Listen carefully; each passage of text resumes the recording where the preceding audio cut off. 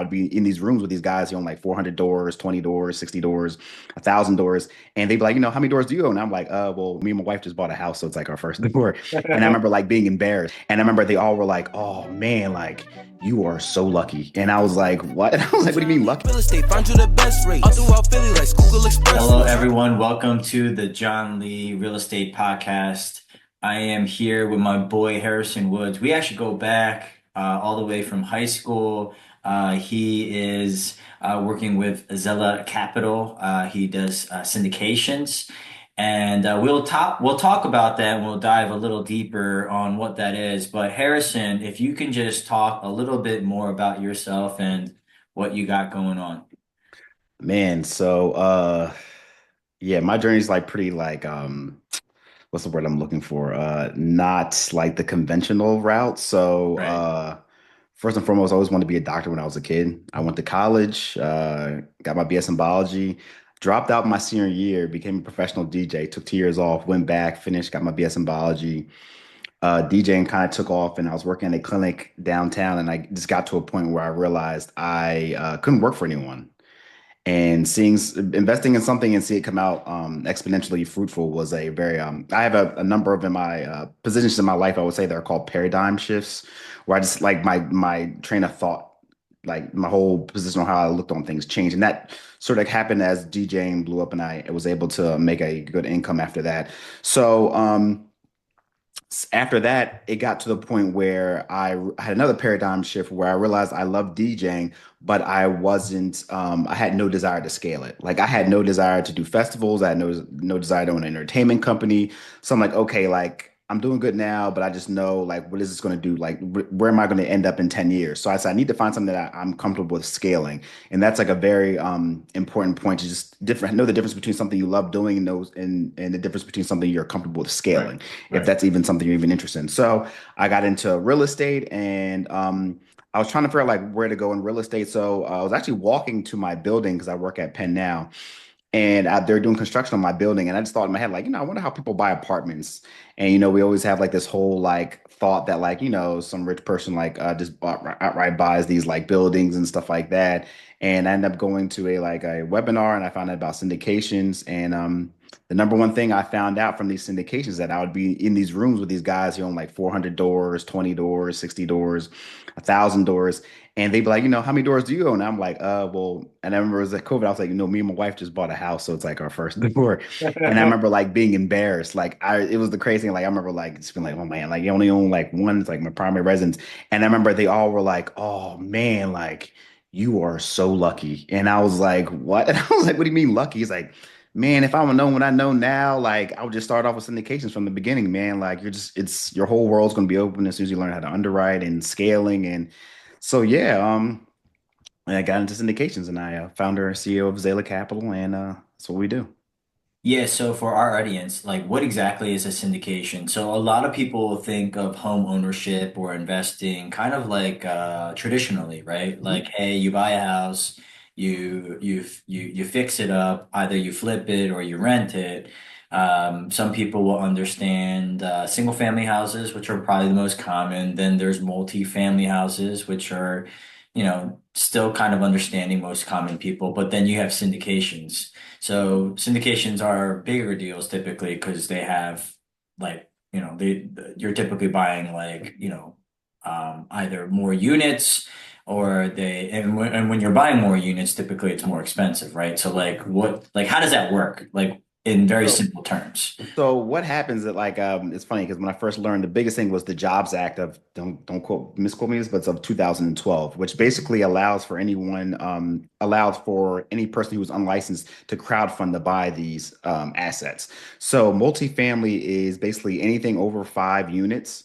And the act of the syndications is the act of actually bringing money and pulling it together to buy these assets. So it's a team sport. That's what I love about it. But that's because basically what it is. It's crowdfunding, but buying big apartment buildings.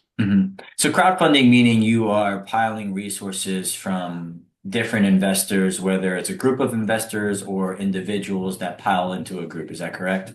Yes, yeah, Okay. crowdfunding. So for our audience, could you explain one of the deals that you have done a syndication for and how that worked and where it is right now? Okay, so the biggest thing I liked about syndication, first and foremost, when I was looking to do the Burr method, the biggest thing I realized that if I wanted to replace my income, doing the Burr method, it would have taken me 10 years. And what I learned in syndications, I can do that in a quarter amount of time because of the type of way we're doing it. So how can I start off? Oh, so we found this asset called the Donatello. First and foremost, let me start off that like I started off in acquisition. So I started off being able to underwrite these positions. So in syndications, you usually have like three or four positions. The first position is acquisition, the person who's actively out there finding the deal. The second position would be a capital raising, the person that's bringing capital to take down the deal. You have asset manager, which is the person who's actively asset managing the asset, who's over the property manager. And then you have the key principal, someone who's taking on the debt under the name or taking the loan under the name. Key principle is important because you have to have a certain net worth in order to have these, in order to get lending from these banks for these assets. So when I started off on acquisitions, I started off underwriting a whole bunch of properties, underwrote over 200 properties, and we actually started off in the worst time because it was right when interest rates were super high and a lot of these multifamily assets were in trouble. So a lot of the numbers weren't like holding up because a lot of people were trying to hold out as long as possible and to see when these interest rates were going to go down. It wasn't that interest rates were high; it was that the interest rates rose very fast in a short amount of time. It was Mhm. actually the first time in U.S. history that interest rates had risen that fast in such a short amount of time, which got a lot of people into trouble. And I'll go into that deeper later on. So in my acquisitions, I'm underwriting and I'm saying to myself, I'm like, listen, like I really have to look about I really like to look at myself of what I'm going to be doing on a daily basis for the rest of my life. That's a huge thing for me. Like, what am I going to be doing on a day-to-day basis? Am I going to actively enjoy that? And by underwriting, I am using Excel spreadsheets to run numbers all day long, and it just wasn't me. And that's when my mentor said you should get into capital raising. And that's when I pivoted and got into capital raising, started Zella Capital, and started bringing private capital into deals. So we found this deal. It's called the Donatello. It's in St. Louis. My partner in my group had found it because she lives in St. Louis and she actually was told about the asset from a realtor. So basically, we had a distressed seller who was needed money because he was about to default on a construction loan for a new project he was doing down the street from the Donatello, and he needed to get rid of the asset fast and needed to liquidate. And we found the deal. The deal was great, and what syndications essentially are is that you're buying an apartment building and you're basically doing a huge flip over the course of 3 to 5 years, whenever the numbers are, when the numbers are best. So what we saw that Donatello was first sign of the deal was okay, the asset is in a good city. For us, it was advantageous because it was around the corner from St. Louis University.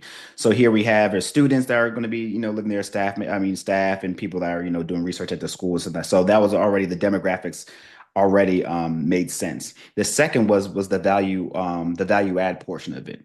They Right. had only renovated 30% of the units in the last 10 years. And we looked at the rent rolls and realized that the rents were significantly down from market rent prices. So we're like, okay, so we have a spread where we can raise rents and raise the net cash flow of the asset called NOI, net operating income, and we can renovate the units and make them newer, and then get maybe even higher than market rents for Mhm. those units Mhm. because of the fact that they are unrenovated and under price for the market. So that's basically what it is. It's a 3 to 5 year hold typically when it comes to syndications, and our multiples are usually like a 2x in a 5 year span, and with huge tax advantages as well too. And before I say anything else, just to let everyone know, like I am not a licensed financial specialist. I am not a insurance specialist, so and tax expert And you're like that. not So just a offering financial disclaimer. advice. I'm Okay. not offering. I'm just letting you know my experiences. That's all I'm I doing. got So. you. So with that being said, Harrison, let me ask you this. So for our listeners, right, like just so that they understand and they can digest exactly how syndications work, right? Pretty much you have a group of investors, and then you also have a group of skilled professionals that are managing this fund, right? They buy a project, for example, the Donatello, right? And what made the Donatello so attractive was because one, it was undervalued, right? Two, it had below market rent, but also three, you were able to, turn it over, rent it out, and increase rents, right? Therefore, increasing profits. So hypothetically, in the next 3, 4, 5 years, right, you will be able to sell it for profit, and all the money that you make from the profits are then evenly distributed out back to the investors, and then obviously back to obviously back to the partners. Is that correct? Yeah, so that's excuse my dog. That's so basically what I tell people, like even before we get into the fund, that's a whole other conversation. But Right. basically, it's an LLC. So what you have is a group of GP, which are general partners, and you have a group of Right. LPs, which are limited partners. This is Right. another thing that attracted me to syndications as well too. Is that like when I got into real estate, I'm like, okay, I'm gonna buy duplex, fourplex, whatever like that, and I'm just gonna run it for myself, and maybe get a property manager. There was two obstacles for me, well, three actually. The first obstacle was that it was that I am not always available 24/7 to answer those lockouts and stuff like that. I'm DJing on the weekends and I never wanted to be a slumlord. So that was my first obstacle with doing duplexes and triplexes. The second obstacle was like, okay, I'll go get me a property manager, but then I found out that property managers or property managed companies don't won't really take over your property until you have at least four, five, or six, seven of them to make it make sense for them. And the third thing is that like if I was going to go in and do a rehab of a property, I don't know anything about contracting. The first thing I realized is that like someone asked me like, oh, I was like, man, I'm gonna, do the Bird method, and they said, hey, are you Bob the Builder?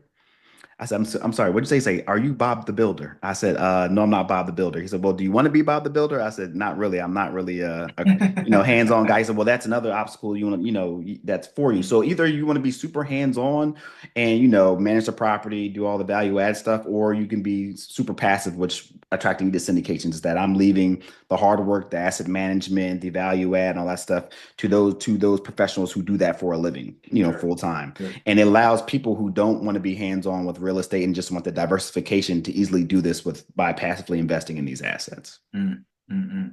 So yeah, I mean, based on your jump, right? I don't find a lot of people just like I think when you hit the nail on the head, right? Like you went into a room, everyone asked you, how many doors do you own? And obviously, I only own my own home. They all encouraged you and were like, dude, I wish I could have done this earlier, right? Like it's not a common path. Like even for me, like I thought very conventionally, right? Like I thought, oh, like I have to buy a house and I have to rent this house and then now I have to buy a duplex and then I'm going to buy a duplex, And I kind of was like, all right, well, I'm going to work my way up there, right, Mhm. to a syndication. You were just like, you know what? I'm gonna go right into this thing. So, um, like, how do you encourage someone who wants to take that level of responsibility? Because again, syndications are big deals, right? Meaning that you're handling a lot of money, and in your case, it's probably bigger than most deals. Bigger than most deals than most people can hold on their own, if that makes any sense, right? So, like, how do you help someone overcome that barrier, that fear to jump in and doing a syndication? Honestly, I take a lot of like lessons I learned from DJing. And I remember when I first started DJing, everyone was using CDJs. And I was like, I don't want to use CDJs. I want to use turntables. Like that's just what I want to do. And everyone was like, like, nah, because they're harder and everything like that. And I was like, I don't care if it's harder, it's what I want to do. And I know that if I learn that skill of a turntable, everything else is going to be like child's play. Yeah. And it's very important that we have I guess it's you have to be delusional. I'm gonna be very honest with you. You have to be delusional where it was just like, I'm gonna be a DJ and I'm gonna be really good, and then somehow the money's gonna come. And the money did come. But when it came to syndication, it was like, if people are telling me all the same thing from different groups, then they have like no incentive to be telling me these things. Like something has to be right. And I know I believe in myself. I have a lot of confidence. I've done it before, so it's like, why can I not do it again and step in a different way? And I can learn from a lot of things that the mistakes I made earlier with DJing and apply that to syndication. So the biggest thing I tell people was the fact that like, okay, I want to get into syndications, but like the biggest thing I tell people was like mentorship. It was like I can teach anyone to DJ. But in the core of the time that I learned how to DJ, there's only two things I can't teach. I can't teach you the drive and hustle, and I can't teach you certain experiences that you need to have in order for you to like persevere, like playing bad songs, emptying out of clubs, and making mistakes live and stuff like that. Those are two things I can't teach you, but everything else I can teach you. And I know that me putting myself with the right mentor and they're teaching me the right things, it's like, okay, I just need to do this. If they can do it, why can I not do it? Like that's my whole thing too. You're like, Mhm. why? I've been in situations where it's like, you play a bad song in front of 4,000 people, you build up a certain toughness, and it's just like, yeah, why? What's the difference between them? What's the difference between him and me, honestly? And it's like, you have to sort of have that thought process, and you got to bet on yourself, man. Like everything I've ever invested in my life, whether it was like equipment, stuff like that. The biggest thing I invested in myself, the biggest thing I've ever invested in was myself and the belief in Sure. myself that I can make it happen. Sure. And like, if, well, let's also unpack why someone would want to go into a syndication, right? Mhm. So we explained a little bit what a syndication is, and in your particular example, we talked about the Donatello. So let's kind of go on that track. If someone wanted to, I think you're done, right, with investors on that, right? Like, Yes. yeah, you're And done, right? it Right, and right. it yeah, and it's 506B, so I can't advertise about anything like that just to follow Yeah. SEC laws. But yeah, Yeah, it's a yeah, done deal. yeah, yeah, yeah. Okay. So with that being said, like let's just say hypothetically someone wanted to invest in something like the Donatello and they wanted Mhm. to get into a syndication, right? What are the typical terms that one should expect as far as ranges go, as far as payouts, the return on investment, and then also let's talk about the risk, right? Let's Mhm. also talk about the risk that these potential investors can also have. Absolutely. So first and foremost, why we typically get passive investors into these syndications is really two reasons. It's one, these people are super busy and they don't have time to manage an asset for themselves. Passively investing into these syndications gets you instant diversification in the real estate without going through all the hardship, tenants, toilets, and turn rates and stuff like that. The second thing is the huge tax advantages. I cannot explain to people what it is. If you have to meet someone who's got a K1 in the mail before and has other passive investments, they tell them it's like nothing like it because the number one thing is like this guy was doing this the webinar when I first saw it, and I remember he's like on the stage, there's like thousands of people in like the room and stuff like that. And he's like, yeah, like, and the best thing about syndications, is cash flow. And then like, it's the second best thing, or maybe the best thing. And it was like one person like the taxes. He was like, yeah, I didn't pay any taxes last year. And I was like, what? Yeah, yeah, yeah. I was like, no, I was like, there's no way. And he's like, yeah, man, like, the tax advantages are crazy. And as me not being a tax professional, I don't want to dive deep into that, but there's something called I'm sorry, cost segregation and forced depreciation and bonus depreciation that like you guys can look up on your own. But like literally these guys who have 5, 10, 20 houses, single family houses or duplexes, just solely invest in multifamily just to get those huge tax breaks. So it's like I love it because it's one of the only vehicles where you can actually make money and save money. Mhm. I forget what else you asked about. I'm sorry, forgive me. No, like pretty much like what kind of terms that they should Oh, also expect, like rate of return okay, and like how does it work? Like what kind of minimum investment? okay. We have to talk about accredited investors, right? Oh, Some yeah, of them absolutely. they have to have certain kind of guidelines. Do they have guidelines? Are there syndications where they don't have guidelines like that? Can they invest with $1? Can they invest with $1,000? Do you have, you know what I mean? What are the ranges here we're looking at? Awesome. So first and foremost, you have typically you have Reg D, I mean sorry, yeah, Reg D, 506B and 506C. So those are the two type of deals we usually deal with, 506B, 506C. So 506B can take a mixture of accredited and non-accredited. And for people who don't know, accredited investors is someone who makes at least $250,000 a year, can prove that and or has at least 1 million in assets. It's $300,000 in the combined household.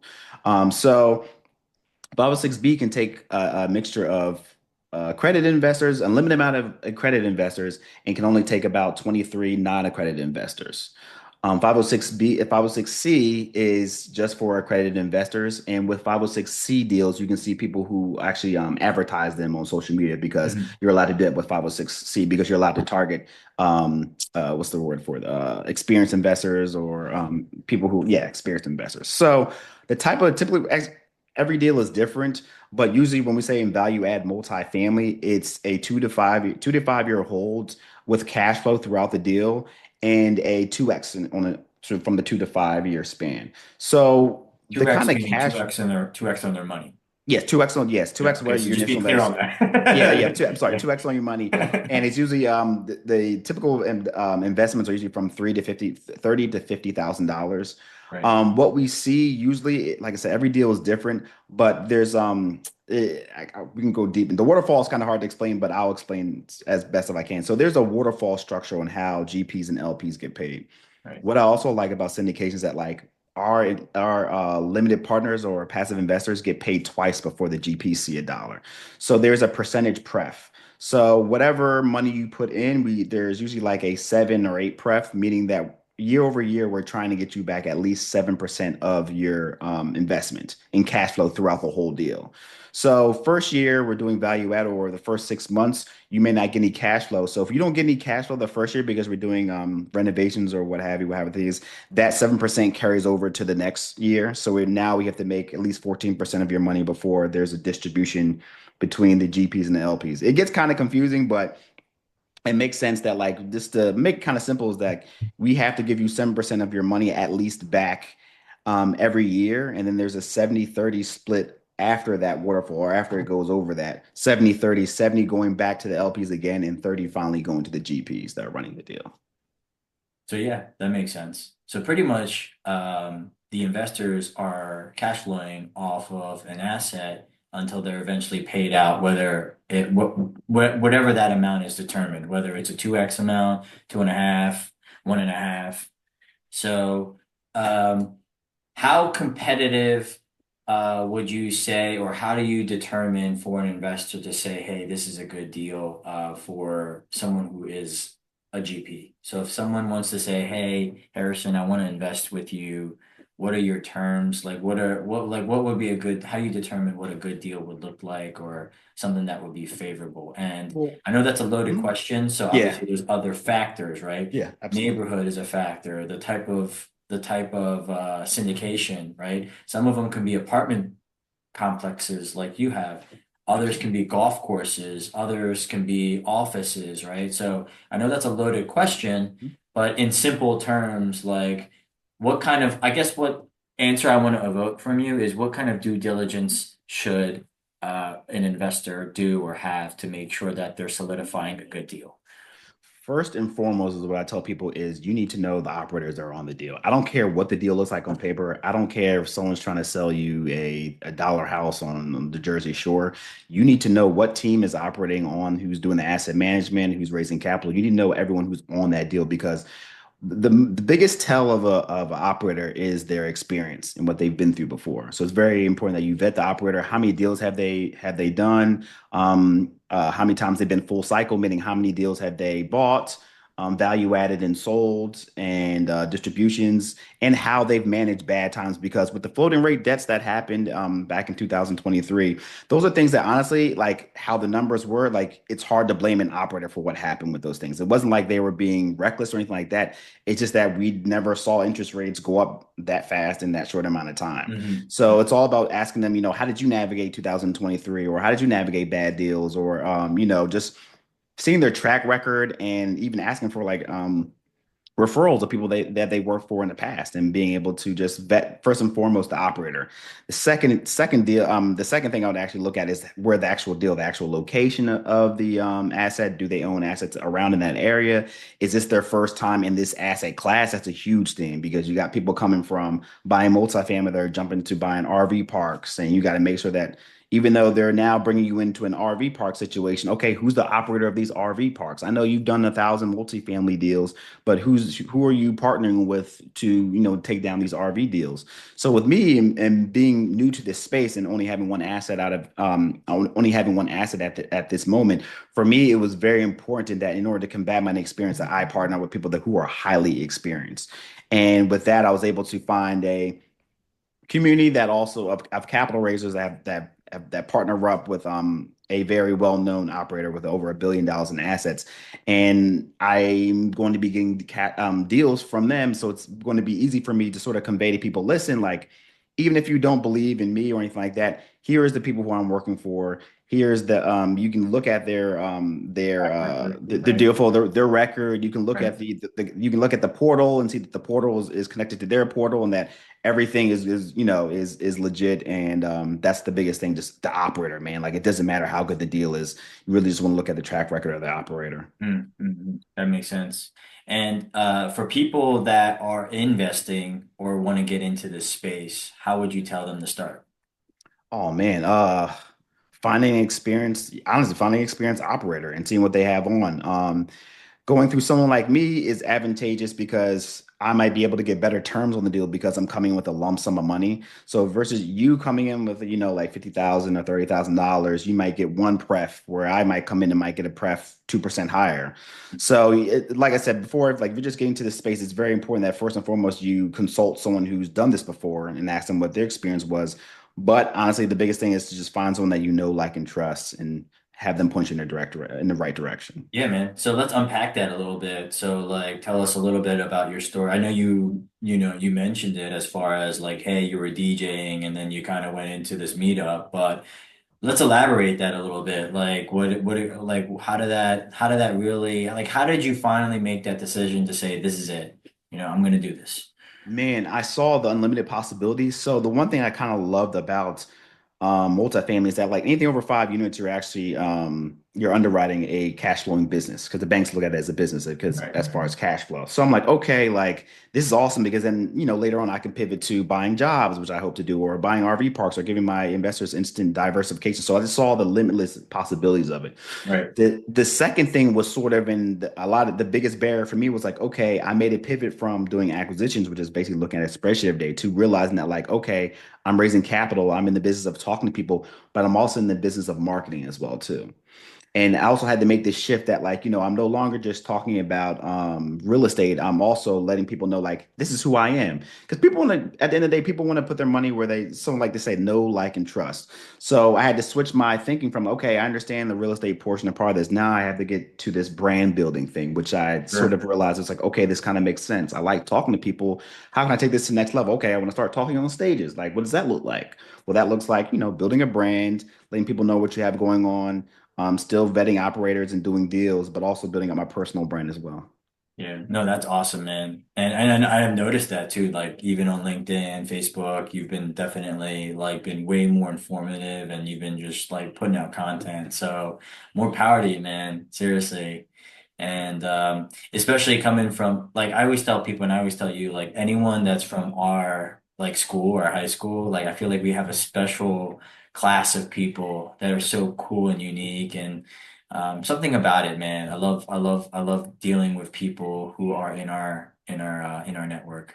Johnny in high school, by Absolutely. the way. And things like one thing I never take advantage of too, especially now as I got older, is like how we grew up in an environment. We were exposed to such a diverse amount of people, Sure, man. Like, sure. you know what I mean? And that's something like I didn't realize until I got older. They were like, oh, you went to school with, X amount of type. I was like, yeah, like I had friends to this day. Like I know, like when I saw that you were doing real estate, there was like no hesitation for me to be like, yo, I wonder if John's gonna like, judge me or just, but I knew I felt there was no hesitation with me reaching out to you and being like, hey, John, like I'm in real estate now too. Like, what do you have going on? And then we meet up and it was like, we never left. You know what I mean? Yeah. Yeah, like a Yeah. lot of people don't understand, like a lot of people don't Yeah. have that connection with their Yeah. classmates. I know if I see someone from our school and like they're doing something, I know I can reach out to them and the chances are I'm going to get a good response and For help. sure. You don't know how many times I'll get on LinkedIn like someone from not our class, but like, they graduated from the class of 2018 and they'll reach out and I'll look at their LinkedIn bio and I'll be like, Johnny M High School, I'll give you the time of day like to meet with you. So yeah, for sure. That's the power of like our township or of our high school. So yeah, for sure. Absolutely. But yeah, I'm glad that we were able to reconnect, and I'm so excited to find that there are people, even like kind of in our demographic as far as age, that are in that space. There's not too many people who I know that I can share these conversations with, especially with real estate, and then also on another level of syndications, because. I want to wrap up with one last question because actually it's a very good question. I think a lot of people, when they think of syndications, they think of like you got to have a bazillion dollars, right? Like you gotta, because a lot of them do require a lot of money and capital from somewhere, right? But that's Absolutely. also a testament to your story because it's not necessarily how much money you have, it's who do you know that has the money, right? That allows you to fund the deal, right? And you were obviously rolling through the responsibilities. Hey, am I the person that can analyze the deal? Am I the person that is able to kind of like structure the deal once it's analyzed? So you obviously found your role, but the question that I'm trying to ask is what do you say for people as far as the misconceptions, or how do you combat the misconception that you need money to do a syndication? Um, I would tell them that like no, because the information is out there. It's just all about like your hustle and drive, I guess. Because even if I wasn't like raising capital or I didn't have a mentor, there's a lot of information that could put you in the right rooms and around the right people who are willing to help you or Yeah. point you in the right direction. Like I said, the biggest thing that I was very fortunate. First and foremost, let me say I was super unconventional. Like I cashed out my 401k for my mentor to learn this. So like I really put myself in a position where it's like I have to succeed because I just believed in it so much. And that money that I was going to use for my like 401k, it was like I was looking at it like, okay, like it's making X amount of percentage over a year. And it was just like this isn't like for me, it wasn't it doesn't make any sense. I feel like I'd rather bet on myself than bet on some mutual fund or some other guy, investing my money. Well, shit, man, that's like a great story to tell right there, man. So you Yeah. pretty much cashed out on your Oh yeah. 401k to bet on the ROI of your skills to learn something that has a far greater return. Yeah, absolutely. I Yeah. mean, yeah, like I said, I'm Yeah. like, Yeah.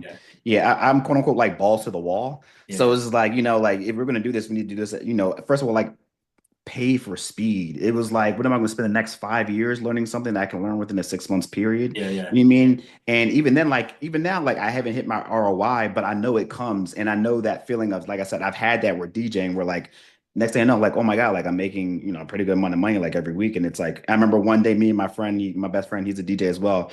We are talking about like how crazy it was, like like it's crazy, like we've hit our ROI, and he's like. Yeah, man, it's crazy. That hit me the other day. I was like, oh my God, the money I spent on equipment and going out to the event networking and now we're making this money. And it's like, yeah, like it's a really good feeling. And I tell people all the time, it's like when you bet on yourself, like you have the most to lose because it's like it's all on you.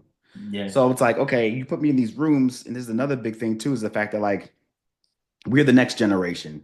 And the stuff with AI and social media branding and stuff like that, it's like it's here for the picking. And me being in these rooms, the biggest thing I see is that like you have a lot of older people been doing syndications for 10 years. And then like I would be the youngest person there, and I'm 36.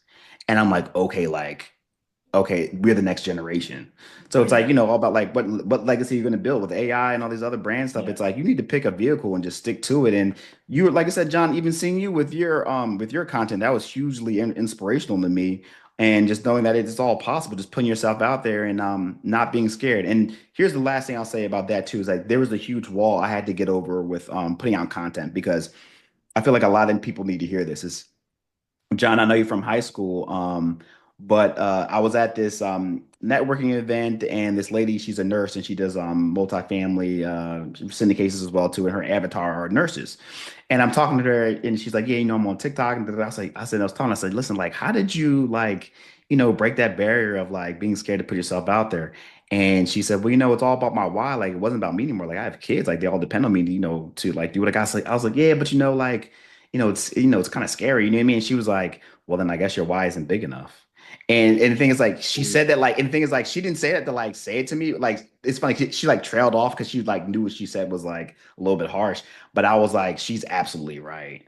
Like you really have to sit to yourself, like, is it like, the regret, man. Like you regret it. It's all out there, it's all possible. So just get out there and do it. We're not in high school anymore, John. Yeah. Like no one's gonna talk about you on the lunch table the next day. Like no one's gonna sit there and look at your post and Yeah. judge you for 5 minutes. Yeah. It's like, what's your life like if you had that type of time? So I was just like, forget it. Like, let's just make it happen. If anything, man, I've gotten so much, what's the word for it? Like, I got so much praise and I got so much good feedback from our high school. Like, when I came back and I met with some of these people, like, I was like, man, I didn't know you that well in high school, and you probably didn't know me, and you probably know Yeah, of me, but we've seen each other's faces, so we absolutely. recognize each other. But, when we reconnected, I was like, man, you know what? I wish there was some obviously some regret, but every time we walked away from each other, we always like were happy. There was Mhm. always I've never regretted to meet someone. You know what I Yeah. mean? And always had a good experience. And the thing that I want to add to that is a big part of why I do social media is because someone said something powerful to me. He said, John, you can't be a secret agent. Like Mhm. people need to know what you do. And although I'm very private, like I'm not in like prior to me being a real estate agent, I was generally pretty private, didn't have the biggest social media, didn't have the biggest Facebook. I still don't, but I literally went from posting nothing to now doing one reel a day and 5 stories every Mm, single day. That's my goal. One reel and 5 stories a day. So I have that as a daily tracker, and I do that every single day. And honestly, it's generated the success that that I have today, and feeds my family, right? And it also keeps the lights on. So yeah, I'm glad that you had that realization and self-awareness. absolutely. And one more thing. Another guy told me one day. I was asking like, how you do the social media stuff? He said, man, you gotta stop being selfish, man. You know, all this information, you can keep it to yourself. Like, you know what I mean? You gotta stop being selfish. You gotta put it out there, and the universe rewards that type of stuff. So Yeah. And also one thing that I would say to add on to that is when you give free information, a lot of the times, right, they value that, and obviously that's high value information, but then they also realize how much work it requires. mm, And because they realize how much work it requires because you're giving them that free information, then they ask for help. yeah, And then when they ask for help, normally that involves whatever you got going on or whatever mhm, expertise you have to offer. And honestly, it's a beautiful thing because that's how we end up getting paid, right? yeah, yeah. So, yeah, man, super excited. For our listeners, to wrap things up, for our listeners, where can our people follow you and where can they also reach out to you? Well, I'm at Harrison M as in money Woods on Instagram, and I'm Harrison Woods on LinkedIn, where I usually do a lot of my content. I'm super heavy on LinkedIn, so yeah, give me a follow. I have a lot of stuff like I have an ebook to help you not pay any taxes. I have courses coming too, and all this stuff is free. And please don't hesitate to reach out to me. I'm an open book, and I'm always going to give it to you straight, no chaser. Yep. And guys, we are both local. And especially if you're in the Cheltenham network, please reach out to us. Yeah, please do. It's been a pleasure, John. All Thanks. right, brother. Thanks. John Lee Real Estate, found you the best rate. All throughout Philly like Schuylkill Expressway. Talking to people who out of the 215, even the 267, who always helping like, oh, no time for no student.